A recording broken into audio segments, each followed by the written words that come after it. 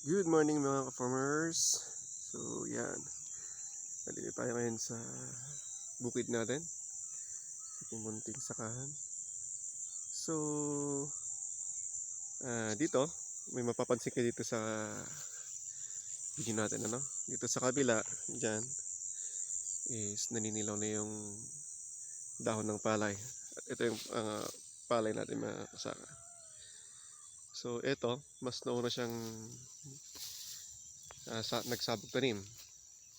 Dito kasi sa amin, usong-uso na yung sabog tanim kasi mas nakakatipid ka sa labor. At saka kung gusto mong magsabog tanim, uh, ikaw yung nasusunod, hindi yung magtatanim. You know? Kasi minsan kapag ni-schedule mo, dahil sa dinami-dami ng nagpapatanim noon, is hindi nasusunod yung schedule. Kaya minsan, medyo nalalampasan ng date or nasusobrahan yung araw. Kaya ngayon, dito tayo. Yan. So yan, mas nauna siya sa akin ng 4 na araw, 4 to 5 days ata. Pero ngayon halos magkalaki na lang sila. At itong kulay ng palay niya is talagang yellow-yellow.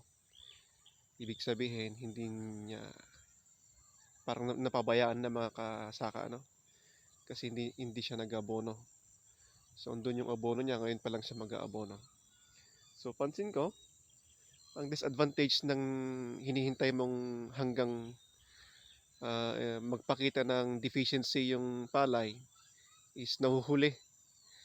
Okay, kahit abonohan niya ito ng ngayon is maliliit na siya, ano?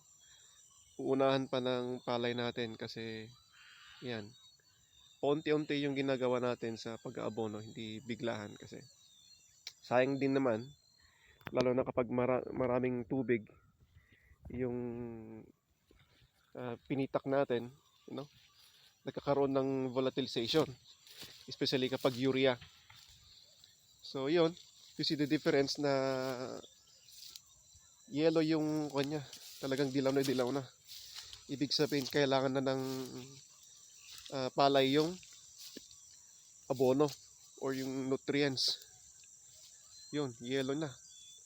So sa atin, pitik-pitik lang ng mga fertilizer, pero nag-foliar pa rin ako dito. Ano? Konting foliar. So nag-foliar ako dito nung Wednesday ay hindi. Nung Wednesday, hindi nung Saturday. Yan. So dito napansin natin na marami siyang trigo-triguhan. Yan, yung mga trigo-triguhan na yan. Ito. Trigo-triguhan to mga kapatid. Yan, madami sa kanya. So magiging problema, meron siyang problema, pero problema naming dalawa. Kasi kapag napabayaan ito at namulaklak, mga kasaka, ano, damay pa rin ako. Ano, kasi walang pupuntahan yung mga buto nito kundi sa baba, sa sakahan natin. Kaya si Uncle hindi naman kasi nagtatanong para isolve sana natin yung problema niya. Kasi dito sa atin, ano, wala siyang ganyan. Most ang naiwan noon is yung mga sedges. Inisprayan ko siya ng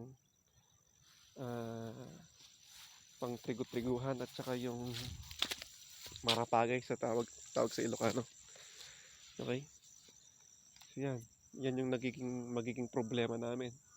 Damay ako sa problema.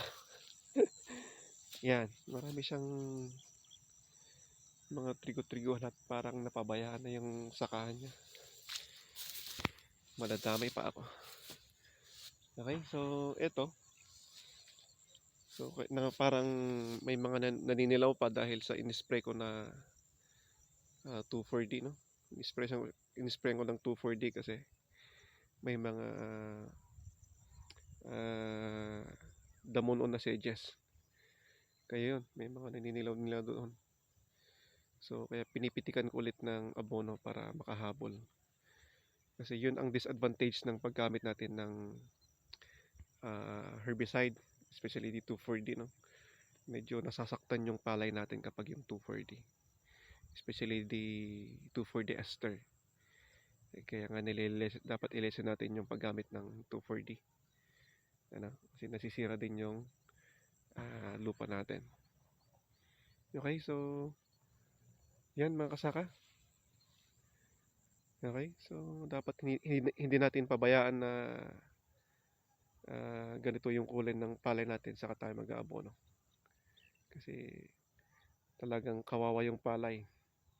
Okay, parang pinapakita niya na kulang ko sa nutrients. Okay, wala na siyang nitrogen. Okay, although tumangkad naman pero talagang kulang sa nutrients itong palay na katabi natin. Okay, so good day mga ka-farming and enjoy our weekend.